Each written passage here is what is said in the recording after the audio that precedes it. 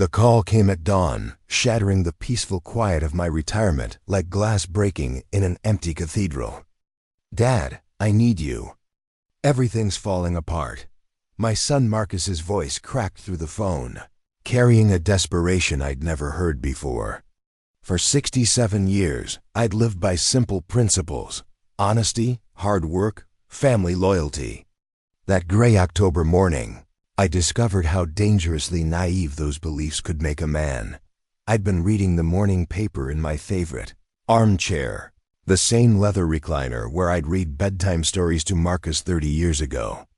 Coffee steaming in my favorite mug, rain pattering against windows of the modest Bellingham home I'd called sanctuary since retiring from my engineering firm. Everything felt normal, safe, predictable. I had no idea I was living the last moments of that peaceful life. Marcus's voice trembled with an urgency that made my blood run cold. "The FBI could arrive any minute, Dad. I need you downtown immediately. There's a way to fix everything, but only if you help me right now." FBI? My mind reeled. My successful son, the tech entrepreneur I'd bragged about to neighbors, was mentioning federal investigators like they were coming for Christmas dinner. "Marcus, slow down. What's happened?" "What kind of trouble?" "Not over the phone," he interrupted sharply. "Just trust me, okay? A car's already coming for you." 10 minutes. The line went dead, leaving me staring at the silent receiver while my world tilted off its axis. Through my front window, Bellingham's quiet suburban street looked exactly as it had yesterday: neat houses, trimmed lawns, the Henderson family walking their golden retriever. Everything normal except for the ice forming in my chest. I dressed quickly, hands shaking as I buttoned my shirt. In the bathroom mirror, I saw a 70-year-old man with silver hair and worried eyes, someone about to be pulled into events beyond his understanding. The face looking back held no hint of the devastation coming. The black sedan arrived exactly when Marcus promised, sliding through the rain like a predator. The driver was younger than expected, military bearing evident in his posture, buzz-cut hair, eyes that had seen things mine never would. His nameplate read Thompson. Mr. Patterson? His voice carried professional efficiency. Nothing more. The leather seats embraced me with unexpected warmth as Seattle's skyline grew larger, through rain-streaked windows. I tried conversation. "Thompson, do you know what's happening with my son's company?" "Not my business, sir." His response was clipped. Final. We merged onto Interstate 5, joining the river of commuters heading toward jobs and lives that made sense. I watched other drivers through tinted glass, people listening to music, talking on phones, living ordinary Tuesday mornings. None of them suspected they were sharing the highway with a man traveling toward his own destruction.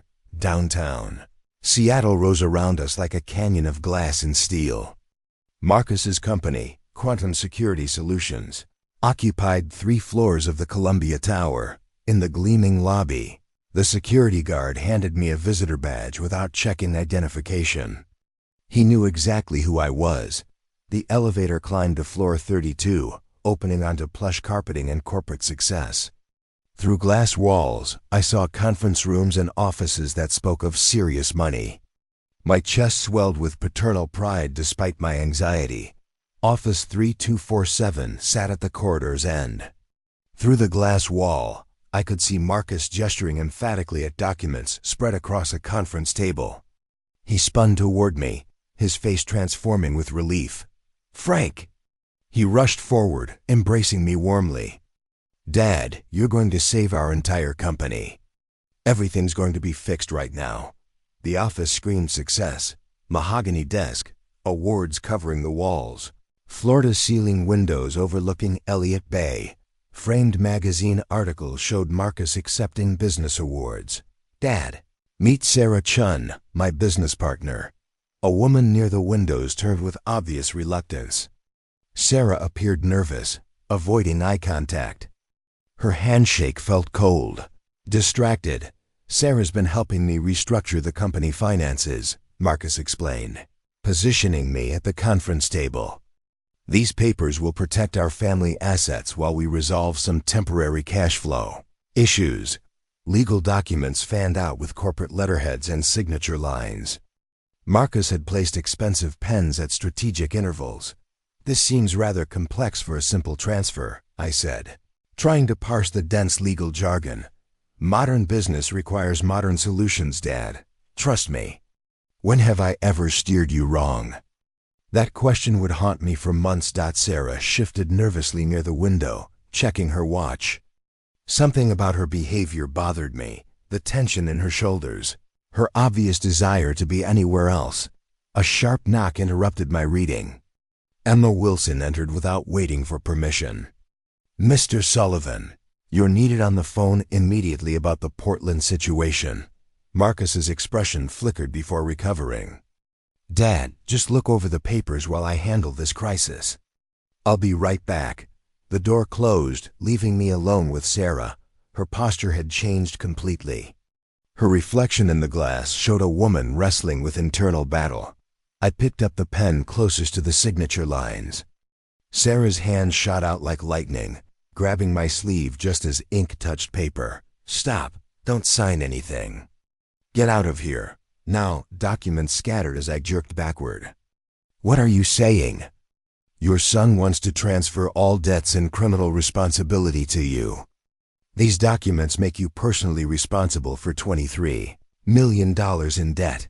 Sarah's words tumbled out desperately. The FBI is searching the Portland office. You have maybe 5 minutes before they lock down this building. My world tilted sideways. The loving reunion, Marcus's confident embrace, everything suddenly felt like stage props designed to destroy me. Look at page 3. Sarah pointed with shaking fingers. Backdated contracts making you responsible for everything. All the wire fraud, money laundering, securities violations, they become your crimes the moment you sign. The truth hit like physical violence. He planned this. My own son planned to destroy me. Marcus has been setting this up for months. The company crisis bringing you here, all choreographed. Sarah glanced nervously toward the door. He could come back any second. I photographed the documents with trembling hands, capturing corporate letterheads, backdated signatures, clauses that would have made me liable for crimes I'd never heard of. Why are you helping me? Because I can't watch an innocent man get framed. I have a 7-year-old daughter. Someday, I want to look her in the eye and know I did the right thing when it mattered. Sarah led me through service corridors that smelled of industrial cleaning supplies. 23 floors of stairs stretched below us, each step taking me further from the trap Marcus had prepared.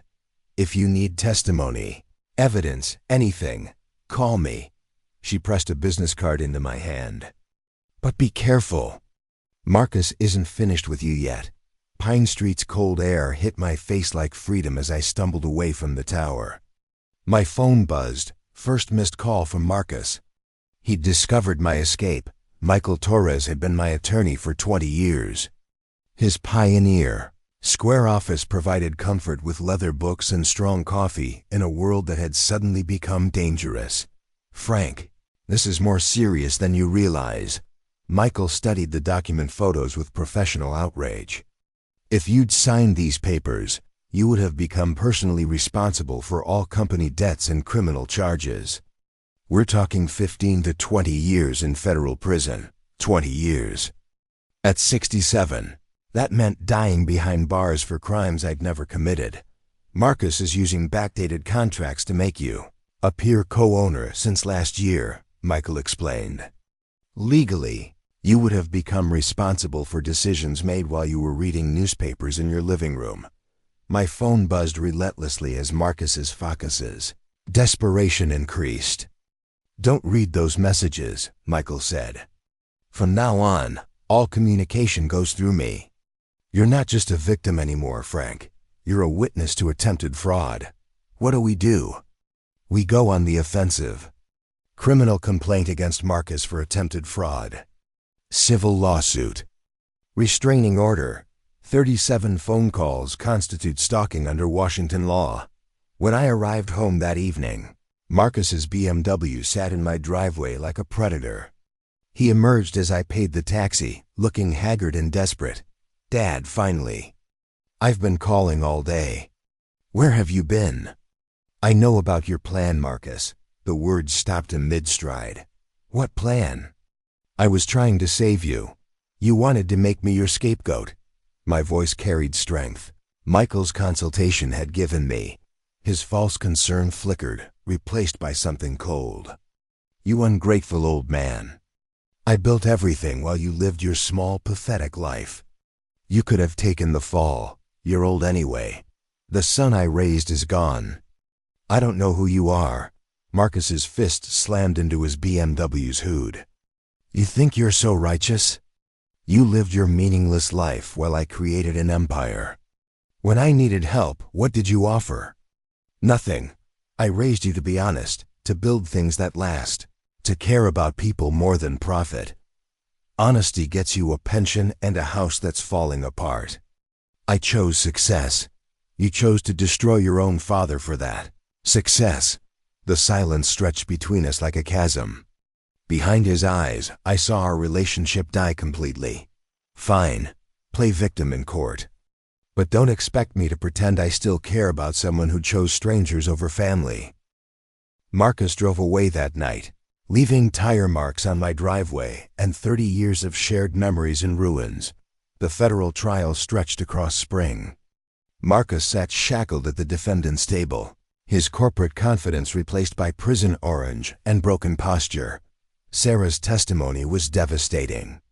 The defendant spent months preparing documents to frame his elderly father. I couldn't watch an innocent man destroyed. When my turn came to testify, I described how my own son had tried to destroy me. He didn't just try to steal my money. He tried to steal my freedom, my final years, for crimes he committed. The prosecutor's closing argument echoed through the courtroom. Marcus Sullivan attempted the ultimate betrayal, sacrificing his own father's freedom to save himself from his crimes. Judge Patricia Hayes delivered the verdict. "Marcus Sullivan, you are found guilty on all counts. The exploitation of family trust makes this crime particularly heinous. This court sentences you to 15 years in federal prison, plus $7 million in fines." I didn't look at Marcus as they led him away. The man in shackles was a stranger wearing my son's face. 6 months later, I stood on my new deck overlooking Lake Coeur d'Alene in northern Idaho, watching sunrise paint the mountains gold. My rescue dog, Charlie, stretched in the sunshine. Both of us learning to trust again after betrayal nearly destroyed us. At that the cottage was modest but felt like home. Neighbors welcomed me with small-town warmth. No one here knew about trials or sons who became enemies. I was just Frank, the retired engineer who'd moved to the lake for peace. Simple routines replaced chaos. Morning walks with Charlie, afternoon repairs, evening reading by the fire. The hardware store owner, Bill Patterson, became an unexpected friend.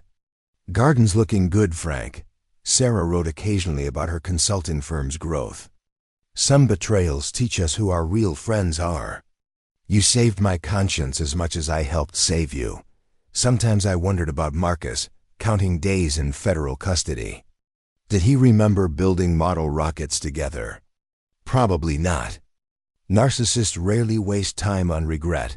Standing on my deck now, watching boats dot the lake, I've learned something unexpected about starting over at 67. Age brings wisdom about what truly matters, and the strength to rebuild when everything else falls away. Charlie bounded up with his tennis ball, ready for our morning game. Simple pleasures, easily satisfied. We'd both learned that family isn't always about blood. Sometimes chosen connections prove more reliable than genetic accidents. Lake Coeur d'Alene stretched toward the horizon, promising another day of peace earned through surviving the worst betrayal imaginable. Justice had prevailed. Truth had emerged from deception. And somehow, despite everything, hope had found me here beside quiet water and honest neighbors. Where are you listening from tonight? What would you have done in my situation? Have you ever had to choose between family loyalty and doing what's right? This story taught me that it's never too late to start over, that integrity ultimately protects us even when those we trust most try to destroy us. Sometimes our greatest trials become our most profound teachers, showing us strength we never knew we possessed. Let me know in the comments what this story means to you, and remember, when everything falls away, who you really are underneath is what matters most. Those documents would have made you responsible for everything, Sarah explained as we reached the parking garage. The wire fraud, money laundering, securities violations, all of it. Marcus has been planning this for months. The truth hit me like physical violence. My own son, the boy I'd taught to ride bicycles, to throw baseballs, to tell right from wrong, had orchestrated my complete destruction. In my lawyer's office hours later, the full scope of Marcus's betrayal became clear. Michael Torres, my attorney for 20 years, studied the documents with professional horror. Frank, if you'd signed these papers, you'd be facing 20 years in federal prison. Everything you own would be forfeit. Your son engineered the perfect scapegoat scenario. The mathematics of manipulation staggered me. Backdated contracts made me appear involved in decisions I'd never heard of. Personal liability clauses would have transferred millions in debt to my name. Corporate restructuring documents positioned me as the criminal mastermind behind sophisticated financial fraud. This isn't just betrayal, Michael said quietly. This is attempted patricide by proxy. The confrontation came that evening. Marcus waited in my driveway like a predator, his BMW gleaming under streetlights. Neighbors watched from behind curtains as our family disintegrated in full view. "Dad, you're destroying both of us." His composure cracked like ice over deep water. "I built an empire while you read newspapers and grew tomatoes. When I needed help, what did you offer? Nothing. I raised you to value integrity over profit, Marcus. To build things that last. Integrity?" His laugh held no warmth. "Integrity gets you a pension and a house that's falling apart. I chose success. You chose to sacrifice your own father for that. Success." The silence stretched between us like a chasm. Behind his eyes, I saw the moment our relationship died completely. "Fine, play victim in court. Play victim to your lawyer friends. But don't expect me to pretend I still care about someone who won't help his own son." Marcus drove away that night, leaving tire marks on my driveway and 27 years of shared memories in ruins. Federal trial stretched across spring and early summer. Marcus sat shackled at the defendant's table, his corporate confidence replaced by prison orange and broken posture. I testified about the betrayal, my voice steady despite the grief threatening to overwhelm me. Sarah's testimony was devastating. The defendant spent months preparing documents to frame his elderly father. I couldn't watch an innocent man destroyed. The prosecutor's closing argument echoed through the courtroom. Marcus Sullivan attempted the ultimate betrayal, sacrificing his own father's freedom to save himself from the consequences of his crimes. Judge Catherine Morrison delivered the verdict with judicial gravity: 12 years in federal prison, plus restitution. The exploitation of family trust makes this crime particularly heinous. I didn't look at Marcus as they led him away. The man in shackles was a stranger wearing my son's face. 6 months later, I stood on my new porch overlooking Lake Champlain in Vermont. Morning mist rose from the water like spirits seeking peace. My rescue dog, Charlie, stretched in the sunshine, both of us learning to trust again after betrayal. The cottage was modest, 2 bedrooms, fieldstone fireplace, garden space where I could grow something honest from the earth. Neighbors brought casseroles and welcomed me with small-town warmth. No one here knew about trials or sons who became enemies. Simple routines replaced the chaos of recent months. Morning walks with Charlie, afternoon repairs to the cottage, evening reading by the fire.